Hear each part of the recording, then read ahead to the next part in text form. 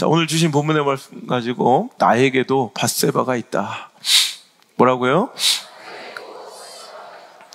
나에게도 밧세바가 있다라는 제목으로 하는 말씀을 증거하도록 하겠습니다. 지난주에 이어서 다윗의 범죄, 아마 다윗이 가장 가리고 감추고 거론하기 싫은 장면이 그 인생 가운데 바로 이 장면일 것 같습니다. 다윗은 자신의 충성스러운 부하 우리아의 아내 밧세바를 범하는 죄를 저지르게 됩니다.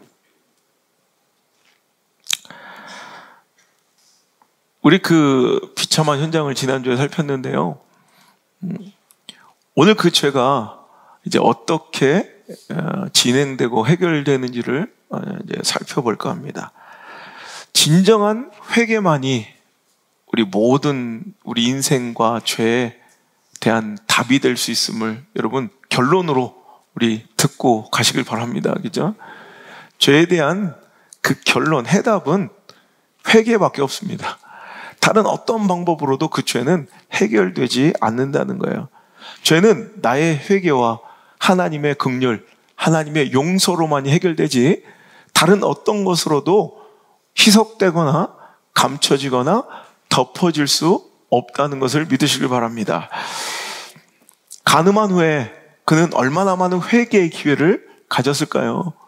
그죠? 그는 충분히, 여러분, 물론 마음과 자기의 시선과 자기의 정력이 죄로 자기를 이끌고 있어도 죄 짓기 전에도 또 죄 지은 후에도 얼마든지 회개하고 돌이킬 수 있는 기회들이 있었건만 그는 끝까지 오늘 이 자리에 이를 때까지, 제가 원고를 쓰다가 어쩌다가 다윗이 이 지경까지 되었을까라는 생각을 가졌어요. 결국 이 지경에 이를 때까지 그는 회개하지 않고 죄 가운데 치달렸다는 거예요. 먼저 그는 양심과 신앙의 마음이 찔릴 때 어떻게 반응했느냐? 형식적인 이런 정결례로 그냥 몸을 씻는 행위로 그 부정함을 한번 지워보려 한다는 거예요. 자, 우리 한 장만 뒤로 넘어가서 우리 전장 11장 4절, 우리 4절을 볼까요? 자, 읽겠습니다. 시작. 다윗이 전령을 보내 그 여자를 자기에게로 데려오게 하여 그 여자와 동침하고 그가 그 여자의 부정함을 깨끗하게 하였으므로 그가 자기 집으로 돌아가니라. 그러니까 뭐예요? 동침하고 간음한 이후에 이제 그는 강간한 이후에 이제 그는 어떻게 해요? 정결례를 하는 거예요. 몸을 씻는 것으로 그 부정함을 희석시켜 보려 했다는 거예요. 그 죄가 몸을 씻는다고 해결이 되겠습니까? 아니죠. 자, 이제 그는 임신했다는 그 밧세바의 천정병력 같은 이제 죄는 계속해서 확산되고 커지고요. 이제 죄가 해결되지 않고 하나님 앞에 해결되지 않으면 그 죄는 가만히 있지 않아요. 계속해서 나를 계속 그 죄악의 또 사망의 구렁텅이로 나를 계속 끌고 들어간다는 거예요. 임신했어요. 이제 더 커져 죄가. 그러자 이제 그것을 어떻게 감추고 덮으려고 해요? 이제 자기 부하 우리아를 불러서 우리아에게 전쟁 중에 지금 전장에 있는, 지금 전투 중에 있는 그를 불러다가 어떻게 해요? 그를 동침시키려고 한다는 거예요. 그래서 그 아이가 내 아이가 아닌 것처럼 속이려 하는데 에너지를 쏟아내요. 오늘 이 말씀을 보면서 오늘 여러분 말씀을 들은 가운데 내 모습을 찾아야 돼요. 오늘 여러분 거울 속에, 말씀의 거울 속에 나를 비춰봐야 돼요. 우리가 잘못 헛되이 행하는 죄에 대한 반응, 물론 죄를 저지르지 않으면 좋은데 오늘은요 이제 지난주에 그 유혹에 대해서, 치명적인 유혹을 만났을 때 그것을 대처하고 이기는 방법에 대해서 살펴봤잖아요. 오늘은 졌을 때 어찌 보면 이 말씀이 여러분들한테 훨씬 더 유효하고 훨씬 더 효과적이고 많이 여러분들에게 사용될 수 있는 매뉴얼이에요. 그러니까 치명적인 달콤한 거부하고 거절할 수 없는 유혹이 나에게 다가왔을 때 그것을, 유혹이 들어오는 통로와 그것을 이길 수 있는 방법에 대해서 지난주에 살폈다면 오늘 그 죄에 넘어졌을 때 어떻게 반응하면 되냐. 이제 일반적으로 우리가 실패하는 반응들에서 오늘 다윗의 모습을 보면서 살펴볼 거예요. 자, 임신한 거, 그럼 거기서 회개해야죠. 근데 이제 우리아를 불러다가 그를 동침시켜 그 아이가 내 아이가 아닌 것처럼 거짓으로 덮어보려고 해요. 그런데 원래 인생은 내 생각대로 되지 않아요. 우리아는 얼마나 충성스러운 부하였던지요. 여러분, 제가 어떻게 전장 중에 내 부하들이, 내 전우들이 지금 전쟁 중에 있는데 그 죽음의 사선을 넘나들고 있는데 내가 어떻게 내 아내와 동침하며 이렇게 혼자 휴식을 누리겠습니까? 저는 그럴 수 없습니다. 다윗의 마음 막 돌아버리겠는 거야. 괜찮아요. 좀 잘하니까. 그는 성문에 있는 보초들, 병사들의 숙소에서 그냥 함께 머물며 결국 집에 들어가지 않아요. 그것을 이제 신하가 알려줍니다. 돌아버리겠는 거예요. 이제 거기서 멈춰야지. 생각해보세요. 저렇게 충성스러운 부하였는데 얼마나 찔렸을까요? 저런 부하였는데 그 부하의 아내를 내가 범하였다니. 이렇게 나와야 되잖아요. 근데 이 죄는요, 그렇지 않아요. 이제는 포기하지 않고 그 죄를 어떻게든지 내가 해결할 수 있다고 생각하는 거예요. 그 후회와 자책에서 비롯된 행위들은 바로 이런 거예요. 그러니까 그 다음에는 또 전쟁통에 보내지 않고 또 불러다가 술을 진탕 먹여요. 술을 잔뜩 먹여서 우리 그런 말 있잖아요. 술김에. 그죠? 그 술김에라도 그 아내 밧세바와 동침하기를 원하였으나 얼마나 정신을 똑바로 차린지 우리아가 결국에는 밧세바와 동침하지 않아요. 그러니까 결국 그는 이거 내가 정말 잘못했구나. 여기서 회개해야 되는데 근데 여기서 또 멈추잖아요. 결국 어떻게 해요? 그 우리아의 손에 자기를 죽이라는 그 편지를, 이게 얼마나 잔인하고 이건 비인간적인 행위예요. 여러분, 자기 손에 자기를 죽이라는 편지를 요압에게 들고 가게 해요. 그리고 요압은 그 편지를 받아들고 다윗의 명령대로 적군의 그런 지형 중에, 성읍 중에 가장 용사들이 치열한, 가장 위험한 전선에 이 우리아를 보내 부하 몇 사람과 함께 햇사람 우리아가 죽었다는 거예요. 아니죠. 이건 사고가 아니죠. 이건 전사가 아니죠. 이거는 살인이에요. 다윗이 우리아를 죽인 거예요. 자기의 죄를 덮기 위하여, 자기의 수치를 감추기 위하여 그는 자기의 죄를 자기가 스스로 해결해보고자 몸부림치며 더욱 수렁으로, 그러면 그 인생의 구렁텅이로, 진흙탕으로 빠져, 늪으로 빠져 더 이상 자신 스스로 헤어나올 수 없는 지경까지 빠져들고 있어요. 어쩌다가 우리가 아는 그 다윗이 이 모양 이 꼴이 되었을까요? 여러분, 이 모습을 보면서 우리도 별반 다를 수 없음을 기억하시길 바랍니다. 죄를, 유혹을 거절하고 거부할 수 없었을지라도 죄를 지었을 때는 그 죄를 해결하는 유일한 방법은 하나님 앞에 나오는 거예요. 그리고 정직하게 회개하고 하나님의 긍휼과 용서함을 받는 것, 그 외에는 어떠한 방법과 수단과 노력으로도 내 스스로 그 죄를 해결할 수 없음을 여러분 인정하시길 바랍니다. 여러분, 우리가 신앙인들의 승리의 방법들, 믿는 사람들의, 믿는 자의 승리의 비결들에 대해서 지금 몇 달 동안 우리가 말씀을 나누고 있는 거로, 오늘도 여러분 그 말씀의 그 주제에 벗어나지 않게, 그럼 우리가 인생에서 승리할 수 있는 비결은 무엇인가? 이 넘어지고 자빠졌을 때, 실패하고 범죄했을 때, 이때 누가 잘 회복하고 이때 누가 잘 일어서서 다시 한번 그 인생의 경주, 신앙의 경주를 진행해 갈 수 있느냐? 오늘 이 문제라는 거예요. 아니, 하나님의 능력과 하나님이 언제 우리 가운데 개입되지 못하며 언제 다시 우리 가운데 역사하고 개입하시는가, 이걸 알아채는 지혜가 바로 우리 인생의 승리의 비결이라면, 오늘 여러분, 승리하려면 하나님이 내 삶의 문제에 개입하시고 역사하셔야 하지만, 즉 죄의 문제가 해결되고 풀려야 되지만, 우리 하나님이 우리 가운데 역사하시며 다시 우리 삶의 문제에 개입하실 수 있다는 것 기억하시길 바랍니다. 저희 주장이 아니라 성경에 이렇게 기록되어 있습니다. 이사야서 59장 1절에 여호와의 손이 짧아서 구원하지 못하심도 아니요 귀가 둔하여 듣지 못하심도 아니라. 그 다음 절 한번 2절 읽어볼까요? 여호와의 구원하심이 손이 짧아서, 능력이 부족해서도 아니고 귀가 둔해서 못 듣는 것도 아니고, 시작.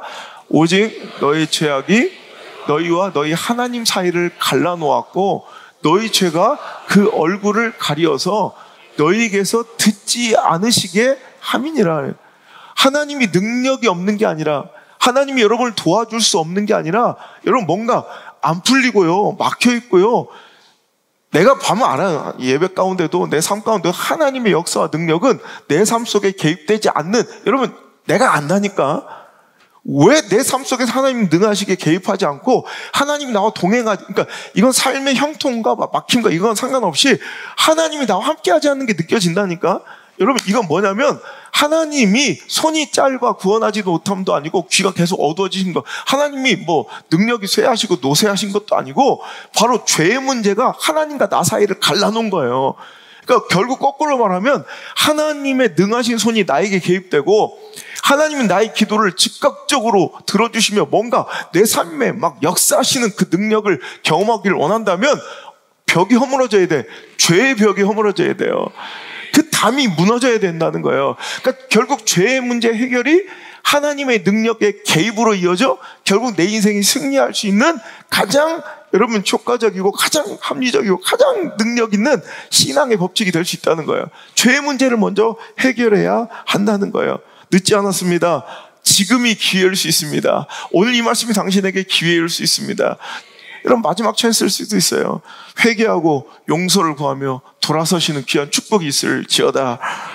여러분 오늘 회개, 죄의 문제를 하나님 앞에 해결하고자 회개 자리로 나오는 건 누구나 찬성할 수 있는, 누구나 동의할 수 있는 원칙입니다. 그런데 왜 그 회개가 이루어지지 못하느냐? 그 회개의 고통이 아파서 그래요. 그 회개의 수치심이 너무 감당하기 힘들어서 그래요. 그 죄의 발각됨이, 이런 다윗이요, 오늘 회개하잖아요. 오늘 나단 선지자의 그 아주 참혹한, 아주 고약한 이 막 선포에 막 그냥 몸둘 바를 모르고 부끄러운 이 지경까지 가서 그가 주님 앞에 엎드려 내가 주님 앞에 여호와께 범죄하였나이다 회개하잖아요. 진작 이랬으면 되는데 왜 그러지 못했을까요? 왕으로서의 체면, 내 수치심, 내가 이것밖에 되지 않는다는 그 이 절망감, 여러분 이런 고통을 이겨내기가 참으로 쉽지 않은 것이 우리 인간의 또 약함이에요. 그러니까 자꾸 다른 방법으로 죄의 문제를 해결해보려 방황하다가 결국 늦고 오늘도 여러분 진짜로 실패자의 자리에 가는 사람들이 너무나도 많다는 거예요. 여러분 지난주에 마약 중독자들의 이제 우리 나라에도 이제 별반 다르지 않을 이런 모습들, 우리들의 미래들일 수도 있어요. 여러분 길거리에 그 마약 중독자들, 여러분 좀비 마약이라고 불리는 펜타닐에 대해서 제가 지난주에 설교했잖아요. 옛날에는 그거는 범죄 영화에서나 보는 거였어요. 재벌 2세들이나 하는 거였고 유명한 락커들이나 연예인들이나 했다고 들리는, 간혹가다 나오는 뉴스였지. 이제 우리 전방위적으로 우리 삶 속에 너무너무 번져 있고 퍼져 있는 문제인데, 미국 가보면요 막 이상한 기괴한 모양으로 막 허리가 완전히 요가하듯 꺾이고요, 막 그냥 어떻게 제대로 똑바로 서 있지도 못하는 사람들이 길거리를 막 좀비처럼 서 있기도 하고 막 초점 없이 걸어 다니기도 해요. 우리나라에도 얼마 전에 그런 사람 잡혔어요. 보니까 펜타닐 중독이야. 그러니까 여러분 그 좀비 마약으로 불리는 그 펜타닐이 왜 이렇게 사람들에게 급속도로 퍼져서 이제 무슨 한 도시는요 유령 도시처럼, 좀비의 도시처럼 진짜 그런 사람들이 길거리에 쫙 깔려있는 데가 있어요. 그럼 너무 비참하잖아. 왜 저렇게 되었을까? 물론 강력한 그 환각작용과 그 막 강력한 쾌락이 좋아서도 그럴 터이지만, 제가 전문가한테 들어보니까요 전문가들 의견 다르더라고요. 물론 그 쾌락은 엄청나대요. 그런데 그 쾌락을 못 끊어서가 아니라 그걸 중독을 끊을 때 고통을 못 참아서 할 수 없이 더 중독이 된대요. 그러니까 사람들은 왜 이 쾌락을 자꾸 맛보면서 자기는 항상 이렇게 이 정도 쾌락, 좋아, 좋긴 한데 난 언제든지 끊을 수 있어 라고 생각하면서 중독되어 가는데, 그 중독이 심해질수록 그 약을 끊을 때 그 고통이, 그 전문가가 그런데 어느 고통이 있냐면 여러분 상상해 보세요. 펄펄 끓는 기름솥에 내 살을 튀기는 느낌이래요. 내가 약을 해야 될 시간에 중독되어 있는 사람이 약을 안 하면 살을 기름으로 막 튀기는 느낌이고, 우리 뼈를 깎는다고 그러죠. 뼈를 깎는 노력. 근데 진짜로 이 칼로요, 뼈를 이렇게 계속 이렇게 긁어 깎는 느낌이래요. 그리고 내 온몸 장기들과 살을 다 이렇게 비틀어, 이게 완전 꽈배기처럼 완전히 꽉 짜서 돌리는 그런 느낌이 온대요. 그러니까 이 고통이 진짜 이 참을 수가 없어. 완전 지옥을 보는 거예요, 지옥을. 그러니까 그 쾌락이 빨리 막 맛보고 싶어서가 아니라 이 고통을 참아내지 못해서 다시 그 약에 손대는 거래요. 어찌 보면 이게 우리의 죄의 중독과 다르지 않을 것 같아요. 어찌 보면 우리가 그 죄의 달콤함에 계속 빠져들어 그 죄를 짓는 것도 있지만 실은 회개할 자신이 없는 거예요. 그 회개의 고통이 싫은 거예요. 인정하는 게 싫은 거예요. 그리고 그 가운데서 오늘도 수치심과 회개의 고통과 회개는 뭐예요? 결국 돌이키고 돌아서는 거예요. 그 돌아서야 되는 그 변화의 고통이 너무너무 힘드니까 그 고통 때문에 다시 죄의 자리에 있는 죄의 중독자들이 얼마나 많은지 몰라요. 여러분, 그걸 알면서 걔가 토한 것을 다시 주워 먹듯 오늘도 비참하게 그 죄의 자리를 서성거리며 오늘도 벗어나지 못하는 자들이 있었다면 오늘도 여러분 이 말씀이 다시 한번 여러분에게 기회가 되고 용기가 돼요. 여러분 그 죄의 고통을, 여러분 그 회개의 고통을 이겨내고, 여러분 그 회개의 수치심을 이겨내고, 여러분 그 참혹한 변화의 그 고통을 이겨내고, 그래도 여러분 돌아서시는, 여러분 그 죄의 자리를 떠나시는, 그 중독을 끊으시는 저 여러분 되시기를 간절히 바랍니다. 이 좀비 마약, 이 펜타닐이 막 급속도로 확산되면 사회 문제가 되고 국가적 위기가 찾아왔어요. 미국은 진짜, 그러니까 미국이 이것을 중국이 배후에 있다고 막 천명하면서 이 중국의 공급책을 완전히 다 끊어버리고 이 펜타닐이 공급되지 않도록 막 막아봤어요. 여러분, 그럼 이제 죄가 유혹이 올 수 있는 그 공급처를 차단해주면 그러면 빨리 그것을 기회로 잘 끊어야 되는데 그걸 끊지 못한 사람들이 참혹한, 제가 들은 얘기로 미국에서 이제는 그 펜타닐이 공급되지 않으니까 동물에게 쓰는 마취제가 있대요. 그 동물에게 사용하는 그 마취제를 자기가 가져다가 맞기 시작하는데 그것은 사람하고 임상실험을 한 게 아니라 이 동물에 해당되는 그 약이기 때문에 어떤 증상이 나오냐면 살과 근육이 괴사되어 간대요. 먹으면서 자기 살이 썩어 들어가는 것을, 진짜 살이 그냥 괴사돼 썩어 들어가는 것을, 떨어져 나가는 것을 보면서도 그걸 못 끊는 그들의 모습을 보면서 오늘 우리도 내 영혼이 썩어 들어가는 것을 보면서 끊지 못하는, 떠나지 못하는 죄악의 자리, 이런 돌아오지 못한 회개의 자리가 있었지는 않는지를 오늘 깨달아보고 오늘도 그 자리를 여러분 다시 돌아올 수 있길 바랍니다. 여러분, 이 회개의 설교, 이 죄에 대해 거론하는 이런 설교는 이 시대에 별로 재미도 없고요, 인기도 없고요, 여러분 듣기 싫어하는 설교예요. 오늘 여러분 나단의 설교를 듣는 다윗을 보세요. 나단 선지자가 오늘 갑자기 찾아오더니 신방 오신 거야. 그들이 뭐 예화를 시작해요. 진짜 있는 얘기처럼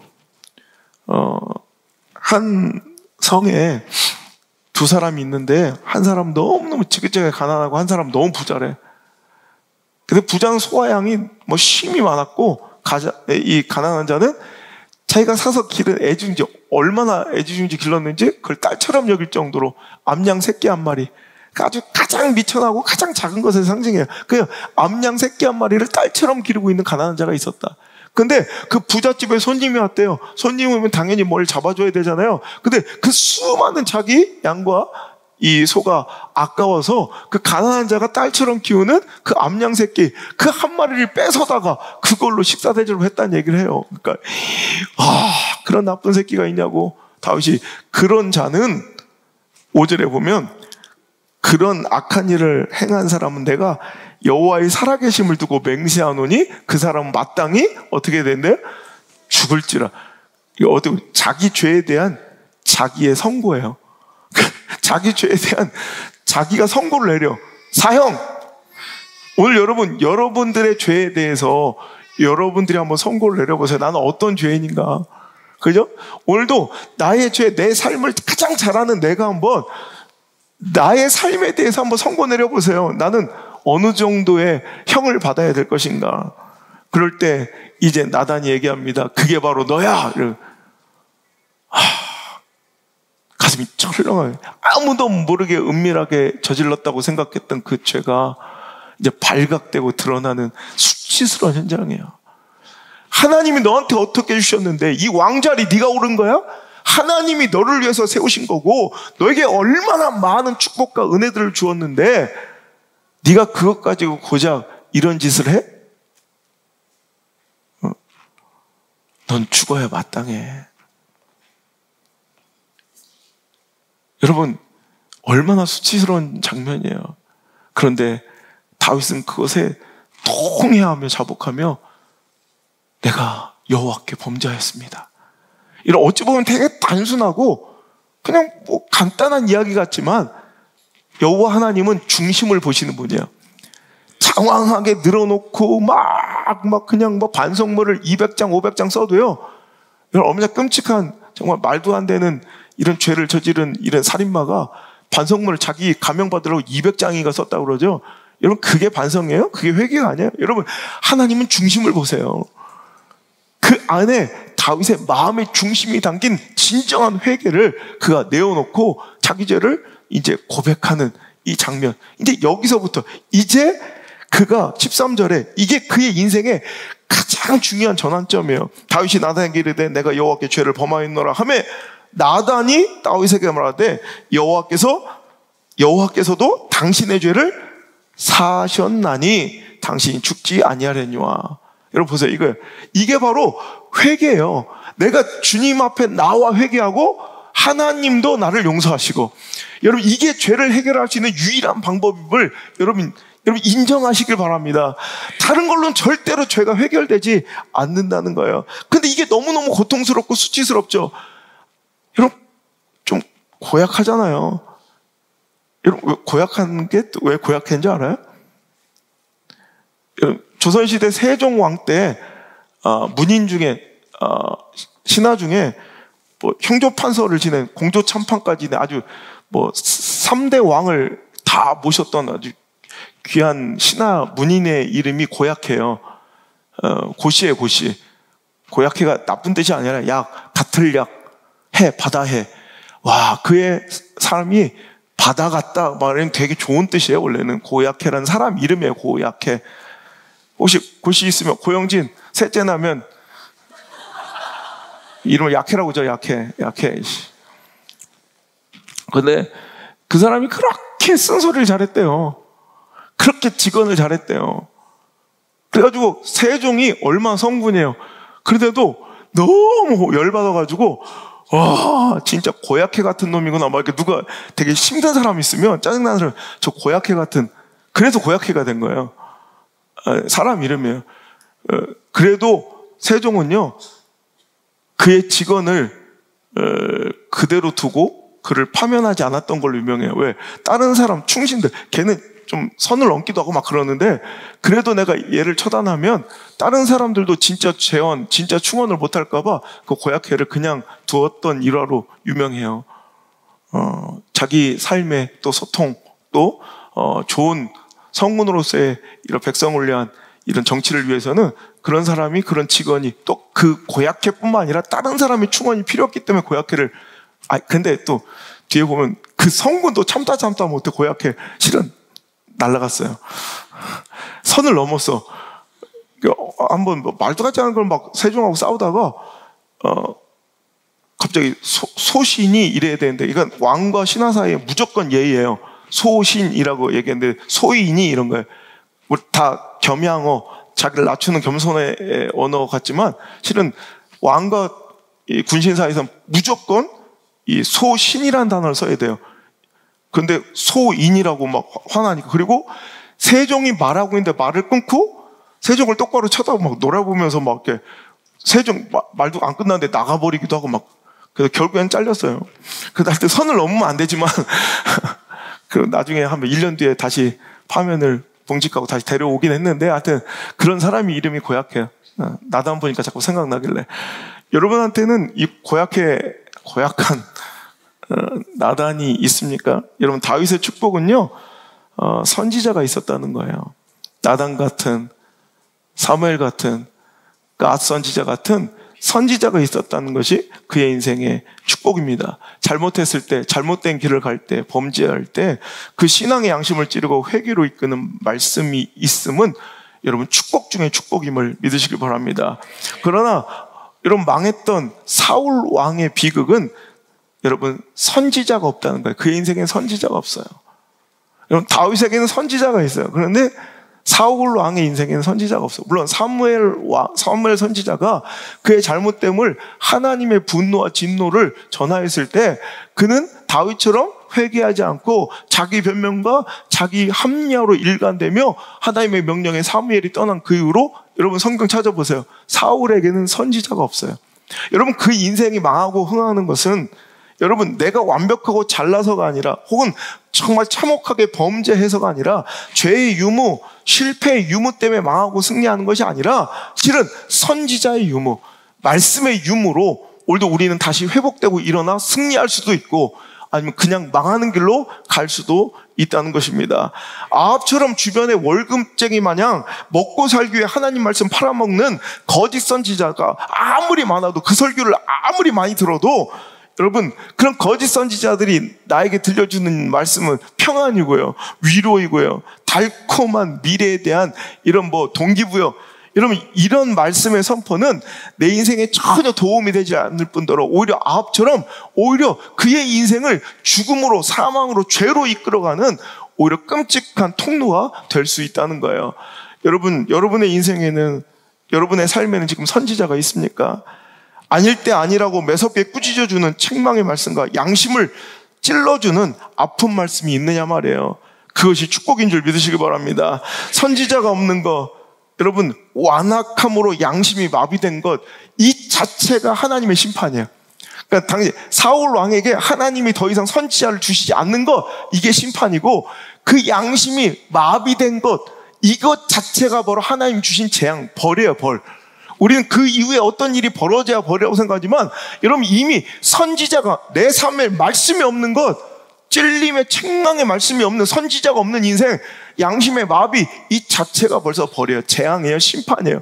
여러분 그 심판의 자리까지 가지 않도록 오늘도 하나님께서 주신 고약할지라도 여러분 나단 같은 말씀, 그 찔리는 말씀, 이렇게 재미없는 설교 그럴지라도 오늘도 나의 밧세바를 오늘 이 시간 찾으시길 바라고, 덮고 숨기는 장치가 아니라 변명하고 합리화하는 것이 아니라 오늘도 주님 앞에 내가 범죄했음을 고백하며 오늘도 다시 일어나 회복하는 귀한 시간 되시길 바랍니다. 그게 축복이고요. 그게 진짜 사랑이죠. 여러분 깨우쳐주고 제가 죄라고 잘못됐다고 알려주는 게 사랑이죠. 그냥 덮어주고 공급해주는 것이 사랑이 아닌 줄 믿습니다. 제가 얘기했죠. 이 샌프란시스코 같은 경우에는 이런 좌파 이런 쪽이 굉장히 강하고 복지 이 포퓰리즘이 너무너무 강해서 여러분 거기는 이제 LGBTQ 그 동성애자들의 그 권력이 돼버린 그 단체의 장이 여러분 샌프란시스코 시장 선거가 있으면 부시장 한 쿼터를 꼭 가져가요. 그러니까 여러분 그 정말 어떻게 보면 소돔과 고모라 같은 땅이에요. 그 풍요하고 부유한 땅에 여러분 샌프란시스코 캘리포니아주 완전 실리콘밸리로 그 세금이 어마어마, 웬만한 OECD 국가보다도 예산이 많을 정도 큰 주가, 그런 천국 같아야 될 땅이 가보면 그 도시 전체가 막 노숙자들의 똥으로 가득 차 있어요. 노숙자들이 여러분 10,000명이 넘어요. 그 도시에 길거리에 막 노숙자 천지고 그들이 막 강간을 저지르고 마약 투약하고, 여러분 그때 거기다가 여러분 마약 투약할 때 서로 A종 끼지 말라고 여러분 주사기, 마약 투약용 주사기를 무료로 나눠주거나, 여러분 환각 이런 성분이 있는 이런 진통제나 이런 약을 처방전 없이 그냥 무료로 배포, 이런 게 사랑이에요? 그들을 위해 주는 거예요? 막 고통스러우니까 살이 튀겨질 때도 아프니까 여러분 그런 것을 계속 공급해주고, 여러분 그것이 오히려 다 괜찮다 해주는 게 사랑이에요? 사랑은 아파도 죽을 것 같아도 여러분 그 자리에서 떠나게 해주는 게 사랑이에요.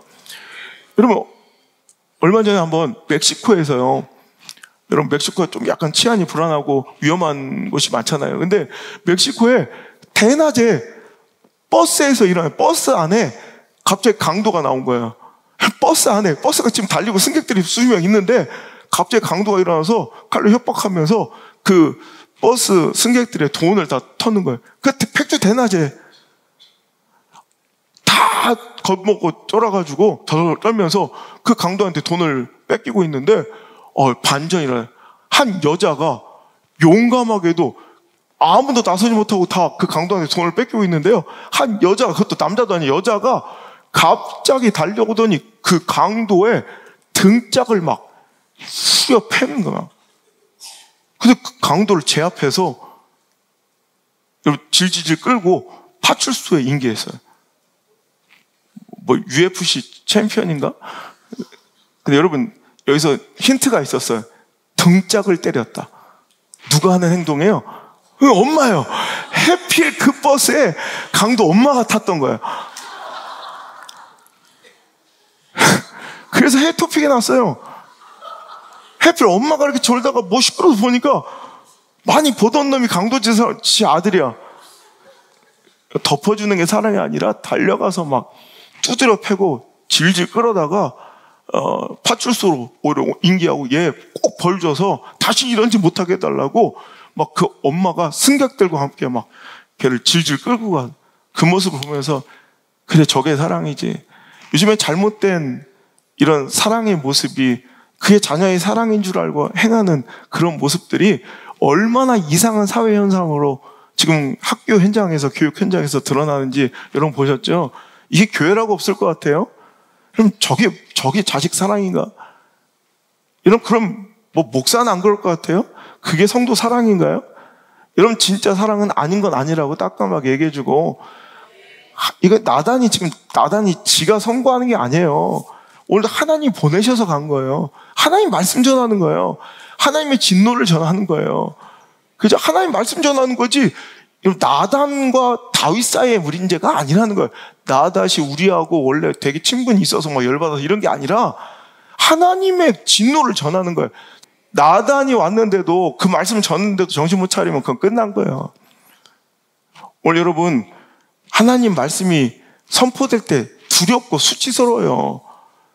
여러분, 그래도 하나님의 진노를 들었으면 그 안에 부복하고 자복하여 오늘 일어나면 다윗처럼 승자가 되는 거고, 자기 변명과 합리화로 계속 일관하면 사울처럼 망해가는 거예요. 이게 바로 성공하는, 여러분, 승리하는 인생의 믿음의 법칙, 신앙의 분명한 법칙임을 여러분 꼭 기억하시길 바랍니다. 여러분, 회개의 기회가 주어졌다는 거, 이것은요, 아직도 선지자가 내 안에, 말씀이 나한테 있다는 건, 이건 뭔 줄 알아요? 이 회개의 기회가 있고 선지자의 책망이 있다는 건 하나님이 당신을 포기하지 않았다는 선언이에요.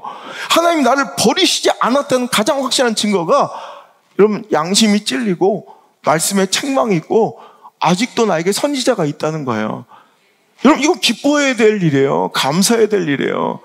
선지자들, 나단, 갓, 사무엘은 자기 임의대로, 감정대로 누구를 찾아가고, 사울은 완전히 등 돌려서 다시는 떠나가, 다시는 그에게 말씀 전하지 않아요. 이건 하나님 명령하시면 그렇게 해야 돼요. 여러분, 사무엘도 하나님이 강력하게, 사무엘도 혼났어요. 너 왜 사울, 내가 버렸는데 네가 뭐라고 거기 가서 있어? 이건 하면 안 돼요. 여러분, 분노도요, 하나님의 분노도 어떤 때는, 어떤 교회는, 어떤 가정은, 어떤 인생은 전혀 분노가 나오지 않는 가정이 있어요. 어느 순간 딱 되면 분노조차 주지 않아. 버리신 거예요. 분노가 있다는 건 감사한 거예요. 찔림이 있다는 건 감사하는 거예요. 여러분에게 선지자가 있다는 건 이건 정말 행복한, 여러분, 신앙의 희망의 선언이 되어야 될 줄 믿습니다. 여러분에게 회개의 기회가 오늘 이 말씀이 되기를 바랍니다. 그 말씀이 찔림의 기회가 됐으면 좋겠고요. 그래도 하나님이 당신을 포기하지 못하신, 버리지 않았다는 그 아름다운 선포, 그 증거로서 들려지며 행복하고 감사를 드릴 수 있는 오히려 그런, 여러분, 영적 성숙의 시간이 되시길 바랍니다. 여러분 기억하실지 모르겠지만 제가 2019년도에 샌프란시스코 집회 갔다가 2020년도에 우리 교회 5월 달에 원래 초청하려고 했었던, 근데 그때 코로나가 확 오면서 제가 그분 초청해가지고 신학교들하고 우리나라의 큰 대형 교회들 몇 개 교회를 제가 이렇게 섭외를 해가지고 그분을 한국 교계에 소개시켜드리고 좀 우리 교회부터 해가지고 쭉 한 달 정도 일정을 이렇게 소화하려고 했던, 제가 샌프란시스코에서 만난 아담 후드 목사님이라는 분이 계세요. 근데 지금은 이번에 샌프란시스코 들어갔더니 너무 유명해져서 이제 만날 수도 없더라고. 몇 년 만에 너무 이제 영향력 인물이 되셔가지고 나랑 라면 먹고 그랬던 사이인데 진짜 일본 라면 같이 먹고 막 그랬었던 사이인데 이제 만나지도 않더라고. 근데 그분이 아담 후드 목사님은요. 제가 그래서 그분 와서 직접 간증 들으려고 제가 이제 예화를 안 했거든요. 그런데 이제 못 오실 것 같아. 그래서 이제 내가 해왔어 그냥. LGBTQ 그 단체에 미국은 여러분 이거 엄청난 큰 권력이에요. 미국에서는 손도 못 대거든. 근데 LGBTQ 2인자까지 올라갔던 사람이에요. 그러니까 동성애자죠, 당연히. 동성애를 또 마약을 이렇게 투약하면서 동성애 쾌락에 빠져 살던 이 아담 후드가 그 할머니가 인신한 크리스찬이야. 포기하지 못하는 거야. 자기 손주를. 그냥 동성애 그 단체에 2인자까지 되고 막 마약에 빠져 사는 이 손자를 위해서 매일 기도하는 거예요. 여러분, 기도하는 자의 자녀는 결단코 망하지 않음을 믿으시기 바랍니다. 기도하셔야 돼요. 여러분, 제가 지난주에도 내가 우리 자녀들 위해서 저는 금식 기도했거든요. 이렇게 바쁜 일정 속에서도 내가 여러분의 선포하고 같이 할까 하다가 내가 그 기회를 다시 한번 나중에 드려야겠다 생각해서 저 먼저 했는데 여러분 자녀들 위해서 정말 기도 많이 하셔야 돼요. 지금 다른 게 부족한 게 아니에요.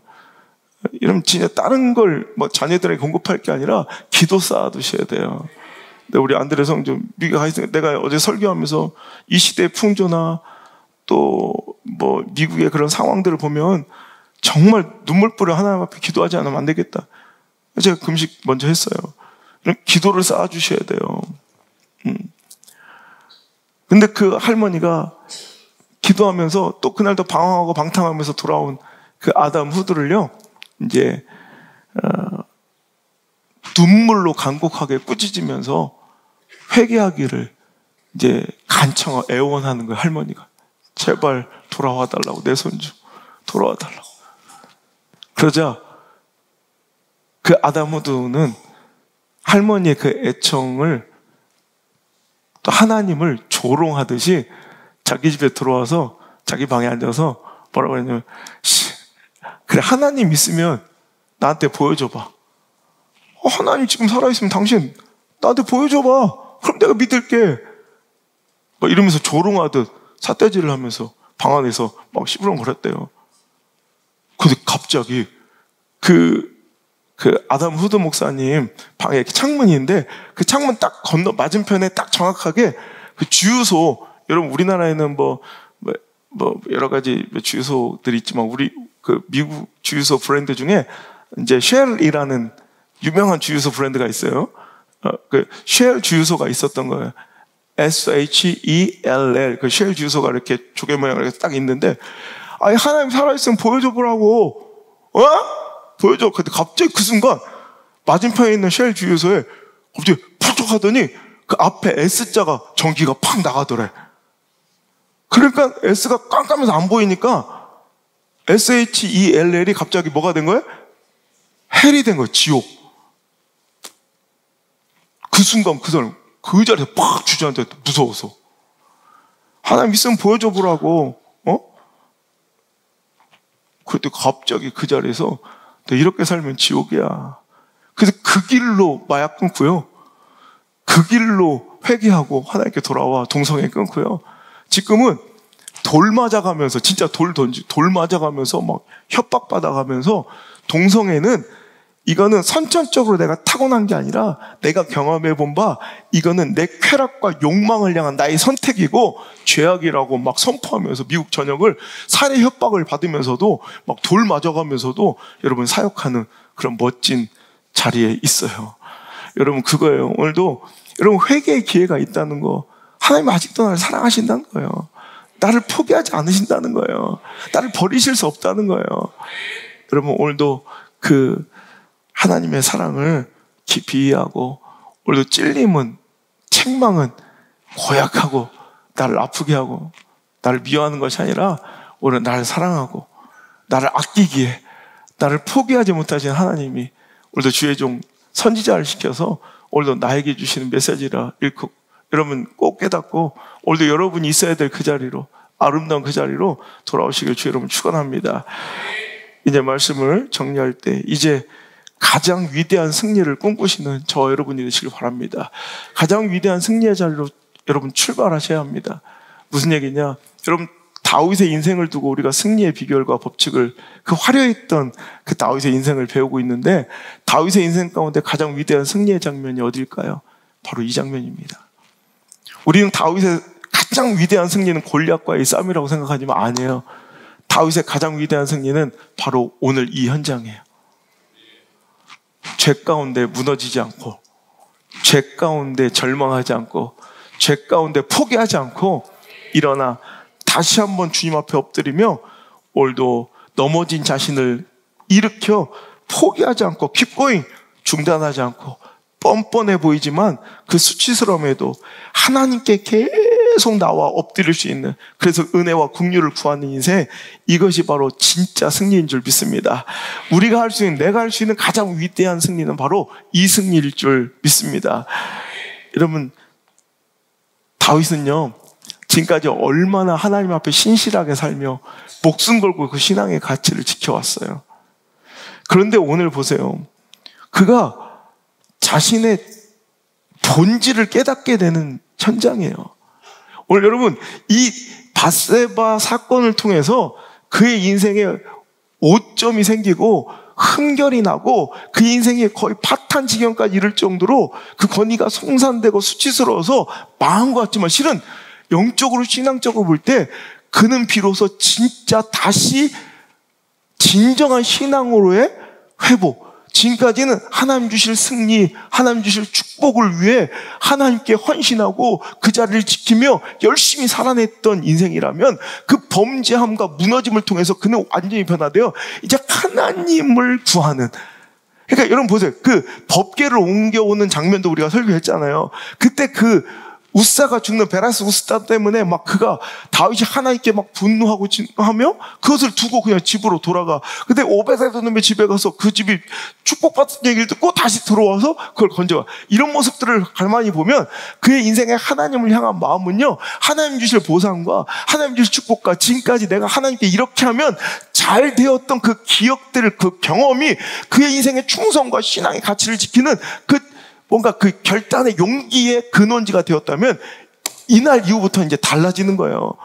그는요, 밧세바의 범죄를 통해서 내가 어떤 놈인지, 그러니까 형통하고 잘 나가면 하나님의 은혜 가운데 있을 때 마치 흙탕물이 그냥 가만히 두니까 꽤 맑아 보였는데 어느 순간 그게 휘저어질 때 그 흙탕물이 다시 일어나 다시 시커매지는 그 모습을 보는 것처럼 자기 인생의 체질과 본질을, 자기가 어떤 정체인지를 깨닫게 되는 거예요. 여러분, 오늘 이 밧세바의 사건 뒤에 여러분 우리가 잘 아는 시편 51편, 너무나도 유명하고 우리가 잘 사용하는 그 말씀이 어디서 왔냐면, 여러분 시편 51편 한번 보실래요? 자, 시편 51편 보면 그 위에 시편이 시작되기 전에 성경은 이 시가 어떤 배경 가운데 기록되어 있는지를 이제 기록하고 표제어로, 자 읽어볼까요? 시작. 다윗의 시, 인도자를 따라 부르는 노래. 다윗이 밧세바와 동침한 후 선지자 나단이 그에게 왔을 때, 딱 오늘 우리가 읽은 이 본문의 요 장면 때 다윗이 이제 우리가 한마디로 내가 여호와께 범죄했나이다로 끝났지만 실은 이때 다윗의 마음을 가장 잘 알 수 있는, 다윗의 그 신앙의 고백이 가장 잘 드러나 있는 한마디가 아니었던 거예요. 그가 하나님 앞에 이렇게 엎드리며 가슴을 찢으며 하나님께 기도했던 내용이 오늘 잘 적혀 있어요. 이게 시편 51편이에요. 자, 그가 이렇게 얘기합니다. 1절부터 5절까지 시작. 하나님이여, 주의 인자를 따라 내게 은혜를 베푸시며 주의 많은 긍휼을 따라 내 죄악을 지워주소서. 나의 죄악을 말갛게 씻으시며 깨끗이 제하소서. 물은 나는 내 죄가를 아오니 내 죄가 항상 내 앞에 있나이다. 내가 주께만 범죄하여 주의 목전에 악을 행하여 싸우니 주께서 말씀하실 때 의로우시다 하고 주께서 심판하실 때 순전하시다 하리이다. 내가 죄악 중에서 출생하였으며 어머니가 죄 중에서 나를 잉태하였나이다. 아멘. 이게 나라는 거예요. 나는 이런 존재라는 거예요. 스스로 고백해. 나는 이 죄뿐만 아니라 자네 신실하고 완벽하고 완전한 사람인 줄 알았대. 아니더라는 거예요. 주님 아니면 이 죄는 씻어질 수도 해결될 수도 없으며, 오늘도 3절의 고백에 물은 나는 내 죄과를 아오니 내 죄가 항상 내 앞에 있나이다. 그리고 아니 난 태생부터 어머니가 죄 가운데 나를 잉태하였다. 내 안에는 악한 죄의 본성이 늘 있으며 나는 또 다른 밧세바 환경 속에서 나는 또 한눈을 팔면 내 마음을 뺏길 수 있는, 나는 한없이 연약하고 그때마다 주님의 은혜와 주님의 긍휼이 아니면 다시 회복될 수 없는 자임을 그는 오늘 고백하고 있어요. 자기의 존재를 안 거예요. 자기 정체를 안 거예요. 자기 본질을 안 거예요. 이 죄악을 통해서 저는 어찌 보면 이것이 다윗의 인생의 가장 위대한 승리라고 생각해요. 이게 내 존재였구나. 나는 하나님 없으면 안 되는구나. 하나님의 은혜 아니면 나는 정말 해결될 수 없는 소망 없는 인간이구나. 이걸 깨닫는 순간이 우리 인생의 가장 멋진 승리의 순간인 줄 믿습니다. 여러분, 우리는요, 오늘 말씀의 제목처럼 우리에게도 다 밧세바가 있어요. 저에게도 밧세바가 있어요. 여러분 아니에요? 다윗하고 내가 뭐가 달라요, 솔직히? 아닌 척하고 살아가며 번지르르하고 회칠한 무덤처럼 꾸미고 살아가지만, 쇼하고 살아가지만 다 저들마다 나에게 밧세바가 있는 인생들인데, 그런데 밧세바는 다 있는데 다윗과 같은 자기 존재론적, 자기의 체질, 자기 정체를 발각하며 아, 내가 이런 인간이었구나 통회하고 자복하며 인정하는 자들이 없더라는 거예요. 내가 밧세바가 있음에도, 밧세바를 범했으면서도 아직도 이 다윗의 고백과 회개가 일어나지 않고 오늘도 여전히 내 존재를 부정한 채, 내 악한 본성을 부정한 채 오늘도 내 스스로 뭔가를 해결할 수 있다고 생각하며 살아가는 이런 불쌍한 사람들이 있더라는 거예요. 여러분, 나에게도 밧세바가 있어요. 그렇다면 뭐가 있어야 돼요? 오늘도 죄에 대한 하나님 앞에 간절한 회개와 하나님의 은혜와 긍휼과 용서가 공급돼야 되고요. 또 하나 다윗과 같은 이런 자기 존재론적 이런 고백들이 있어야 돼요. 나는 하나님 아니면 안 되는구나. 나는 하나님 아니면 안 되는구나. 나는 그냥 죄성이 있고 나는 악한 본성이 있는 자구나. 나는 진짜 나는 이렇게 언제든지 죄로 달려갈 수 있는 이런 마음과 악한 마음이 내 안에 또 싸우고 있구나. 이걸 고백하는 자들이 돼야 되는데, 이런 밧세바는 다들 품고 있으면서도 아닌 척, 안 그런 척. 한국교회가 무너져가는 게 이런 모습이에요. 목사들이 무너져가는 게 이런 거고, 성도들이 오늘도 그 꼬라지 따라서 오늘도 함께 무너져가는 게 이런 거예요. 밧세바는 있는데 시편 51편에 그 참회하는 내 인생의 그 존재를 오늘도 하나님께 고백드리고 그냥 끄집어내요. 오늘도 정직하게 눈물 뿌려 기도하는 이 기도가 없는 거예요. 나는 이런 인간이었구나. 뭐가 그렇게 잘나고 뭐가 그렇게 당당하고 뭐가 그렇게 대단해요. 우리 이런 인간들이에요. 이걸 고백하는 게, 그것부터 다시 시작하고 일어나는 게 이게 진짜 신앙의 승리예요. 가장 위대한 승리예요. 이 위대한 승리가 우리에게서 일어나길 바라면서 저는 이 말씀 시리즈를 이제 다음 주제면 이제 끝이 날 텐데 2주 동안 여러분, 저는 정말 이거 확인하면서 끝났으면 좋겠어요. 그래서 나오는 말씀, 우리가 너무너무 잘 아는 말씀이에요. 51편 쭉 따라 밑으로 내려가 보세요. 16절, 17절. 이 말씀이 그래서 나오는 거야. 시작. 주께서 제사를 기뻐하지 아니하시니 그렇지 아니하면 내가 드렸을 것이라. 주는 번제를 기뻐하지 아니하시나이다. 하나님께서 구하시는 제사는 상한 심령이라. 하나님이여, 상하고 통회하는 마음을 주께서 멸시하지 아니하시리라. 아멘. 이 말씀이 여기서 나온다는 거 아셨어요? 여러분, 다윗이요, 나단이 와서 고약할 정도로 그의 마음을 찌르고 후벼파고 아프게 할 때 옆에 범죄인에다 엎드리고 회개하며 눈물 뿌려 이 골방에서 하나님 앞에 기도하는 거예요. 하나님, 내가 이런 인간이었네요. 내가 이것밖에 안 된 인간이네요. 여러분, 하나님께서 주신 그 왕권, 왕좌, 여러분, 하나님께 주신 그 권위, 하나님께서 축복, 그 왕관을 쓰고요, 그 왕권을 가지고 한다는 일이 고작 밧세바 범하고 자기 욕망을 푸는 짓거리예요. 여러분, 우리는 다윗하고 뭐가 달라요? 하나님 주신 은혜 가지고, 하나님 주신 축복 갖고 뭐하고 살아요? 욕심과 내 정욕을, 내 교만함을 높이는 데 사용하고 있는 저 아니냐는 거예요. 여러분 정신 똑바로 차려야 합니다.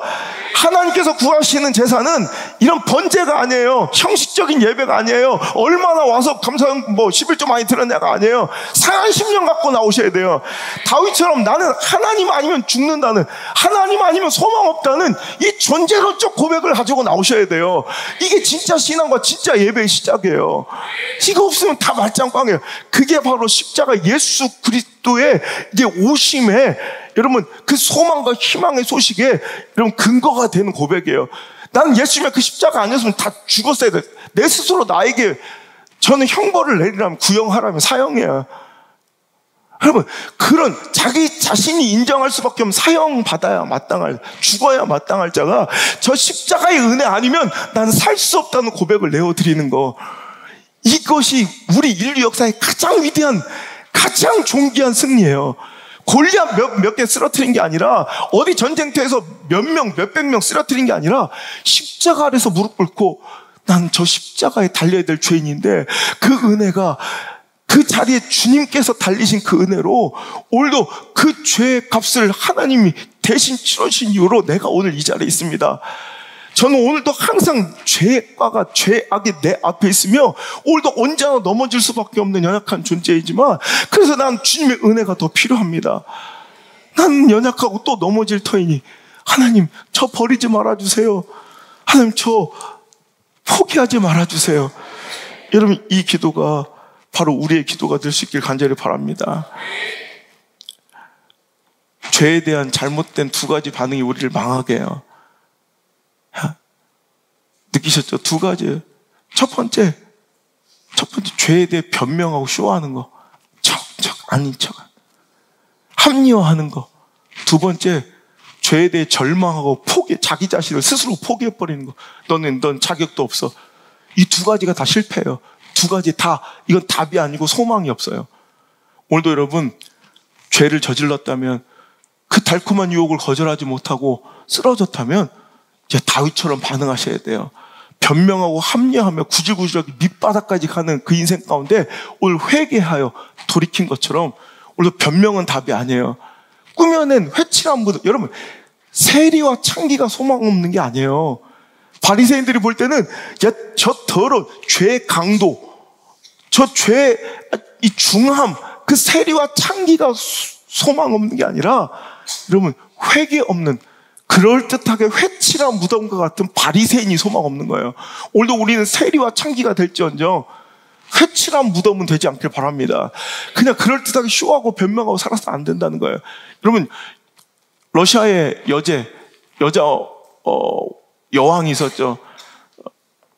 예카테리나 2세가 자기 연인이자 크림반도의 총독, 자기가 새로운 영토로 편입하고 제가 정복했던 지금 크림반도 있죠. 그 크림반도를 이제 순찰하는 일이 있었습니다. 그때 그 크림반도의 총독이 이 예카테리나 2세의 이제 그 연인이에요, 연인이면서 이제 총독을 맡고 있는 그 사람, 자기 이제 애인이자 여왕이 이제 순찰을 오는 거예요, 크림반도로. 그런데 그 사람이 그 총독이 어떻게 했냐면, 그 예카테리나 2세가 그 여제가 지나갈 곳을, 루트를 알잖아요. 그 코스를 알잖아. 경로를 다 아니까. 글쎄, 그 예카테리나 2세 여왕이 오기 전에 그가 지나갈 그 거리, 딱 그 코스에만 일부러 막 집을 멋지게 화려하게 쫙 그 길 따라만. 그러니까 여왕은 그 현실을 못 보는 거예요. 그 여자 예카테리나 2세는 지나가는데 되게 좋다고 아름답고 막 잘 살고 있다고 생각한 거예요. 실은 옆에만, 그가 다니는 길 옆에만 집을 쫙 져놓은 거예요. 그 사람 이름이 포텐킴이라는 사람이에요. 포텐킴. 그래서 정치학에서는요, 행정 탁상공론 있죠. 그러니까 행정 안에서 진짜 현장에 나오진 않고 막 그 탁상공론 벌이면서 형식적인 업무를 보는 사람을 이 포텐킴 말이라고 그래요. 포텐킴. 그 사람 이름을 따서 포텐킴 말이다 그러면 아주 탁상공론, 보여주기적, 형식적인. 저는 우리 신앙 가운데 이 포텐킴 신앙들이 많은 것 같아요. 보여주기적 신앙. 그냥 여러분 하나님 구하신 제사는 보여주기식이 아니라 여기 하나님 앞에 그냥 엎드리는 거야. 상한 심령 예산. 번제가 아니에요. 번제가 아니야. 하나님 앞에 상한 심령으로 와서 엎드려서, 하나님, 저는 진짜 주님 아니면 소망 없는, 주님 아니면 답이 없는 자입니다.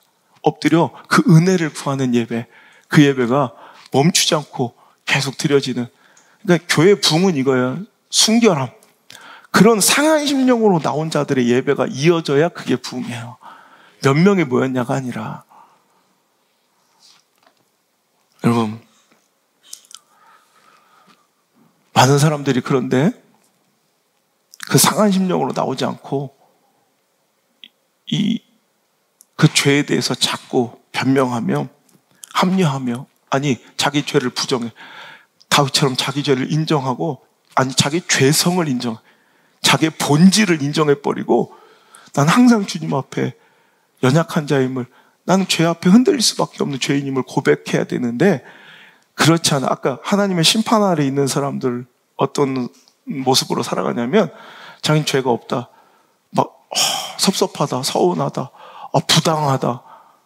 그럼 교회 안에 부당한 게 어디 있어? 죽어도 마땅한 건데. 아니, 그렇죠. 백순영한테 부당한 게 뭐가 있어? 그렇잖아요. 나성찬한테 부당한 게 뭐가 있어? 그렇잖아요. 암송한테 부당할 게 뭐가 있어? 황병호한테 부당할 게 뭐 있어? 섭섭할 게 뭐 있어? 서동학한테 서운할 게 뭐 있어? 십자가 앞에서. 교회 앞에서는 세상에서는 해당되는 단어일지 몰라도 교회에서는, 주님 앞에서는 절대 해당될 수 없는 단어예요. 그 자체가 변질이에요.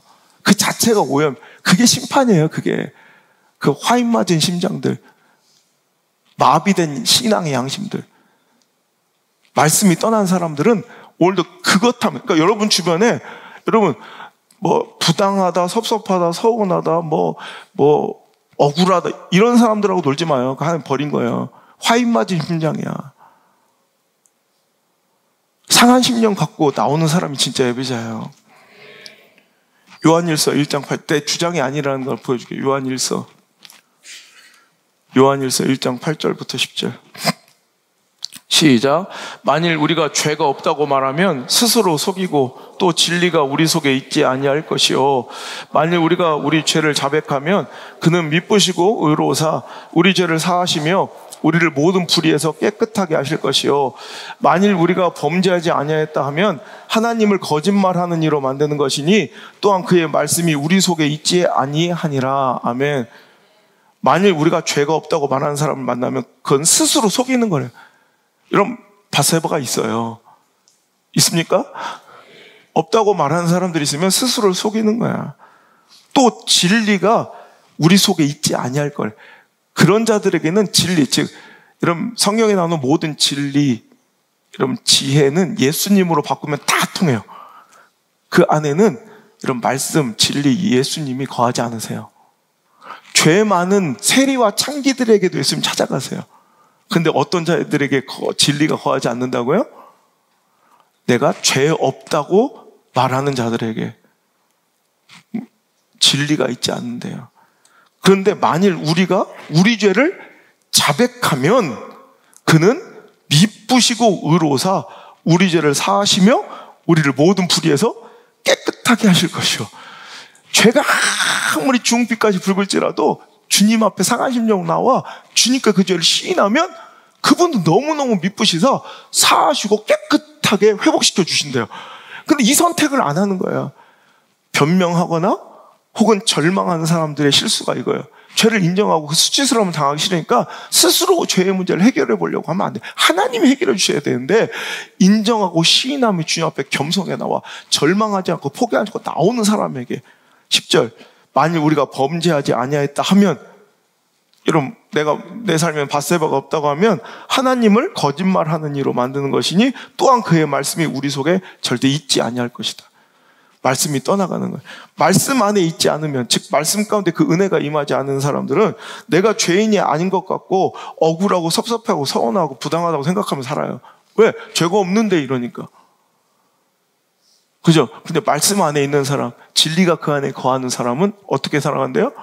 상한 심령으로 나와 나는 잉태될 때부터 죄인이었으면 그 원죄를 인정하고 죄악의 품성과 본질을 난 자기 정체를 인정한다는 거예요. 아멘입니까? 여러분, 오늘 마귀가 제일 좋아하는 일이 말씀 안에 떠나서 그 은혜 가운데 떠나서 말씀을 이탈해서 내가 죄가 없다고 스스로 생각하게 만들고 자꾸 서운하고 섭섭하다고 막 생각하며 주장하며 살아가게 만드는 게 마귀가 가장 좋아하는 일이에요. 우리 다음 시간에 또 이 마귀의 역사들에 대해서 한번 또 배워볼 건데, 여러분, 변명 대신 자복하고 회개하십시오.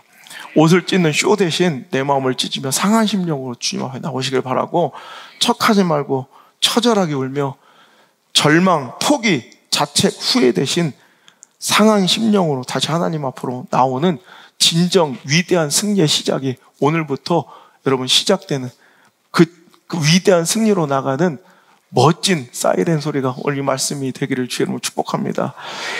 제가 홀로 개척해서 목회 20년을 이제 맞이하면서 깨달은, 그래서 제가 이제 이 책을 쓰고 있는 거잖아요. 이제 이 책을 쓰면서 제가 깨닫는 것은, 또 하나님께 계속 설교 준비하고 이 책을 쓰면서 고백하는 말은, 그래, 나는 또 넘어질 건데. 제 인생에 밧세바가 있어요. 제가 개척하고서 저는 진짜 막 수년 동안 주님 빨리 오셨으면 좋겠더라고. 이렇게 완전하고 완벽할 때 주님 오셨으면, 주님 만났으면 좋겠더라고. 나는 주님께서는 진짜 인정받을 것 같더라고. 근데 내 목회 가운데 수많은 깨어짐과 실패와 넘어짐과 죄악들, 그 밧세바를 만나면서 내가 생각하는, 난 어쩔 수 없는 죄인이구나. 연약하구나. 난 주님의 은혜 아니면 살아갈 수가 없는 자구나. 그러면서 오늘 고백해요. 하나님, 절대 다시는 넘어지지 않겠습니다가 아니에요. 저는, 하나님, 저는 또 넘어집니다. 나는 또 넘어질 것입니다. 하지만 넘어져도 저는 하나님께로만 넘어질 겁니다. 전 쓰러져도 하나님 쪽으로만 쓰러질 것입니다. 아프고 수치스럽고 멍들어 일어나 보면 넘어질 때마다 그래도 하나님께 내 키 한 자만큼은 더 가까이 가 있을 터이니, 넘어지고 실패하고 쓰러져도 저는 주님께로만, 주님을 향하여만 넘어질 것입니다. 넘어질 때마다 하나님께 더 가까이 가는 인생, 이것이 승리하는 인생이지, 완전하고 완벽함을 꿈꾸며 오늘도 올곧게 완벽하게 그 길을 가겠다고 장담하는 자, 호언하는 자 없기를 바라고요. 오늘도 다윗처럼 오늘 그 수치스러움을 이기고 나의 연약함을, 나의 죄의 본성을 인정하고, 부끄럽지만 사람들이 손가락질하고 뻔뻔하다고 얘기하더라도, 구질구질해지더라도 다시 일어나 주님께로 돌아와 주를 아름답게 예배하는 회복이 이번 말씀을 통해 일어나기를 주의 이름으로 축복합니다. 찬양합시다. 고백합니다. 주여, 주여, 우린 연약합니다.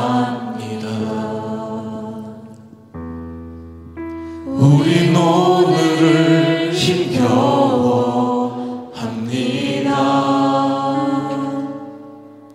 주 뜻 이루며 살기에 부족합니다. 우린 연약합니다. 다시 한번 고백하며, 주여, 우린 연약합니다. 주여, 우린 연약합니다. 우린 오늘 힘겨워 합니다. 주 뜻 이루며 살기에 부족합니다. 우리 이상한 심령으로 주님 앞에 나갑니다. 주여, 우린 넘어집니다. 주여, 우린 넘어집니다. 오늘 하루를 또 실수합니다. 주의 긍휼을 구하는 죄인입니다. 우리 주만 바라. 다시 한번 고백합니다. 주여, 우린 넘어집니다.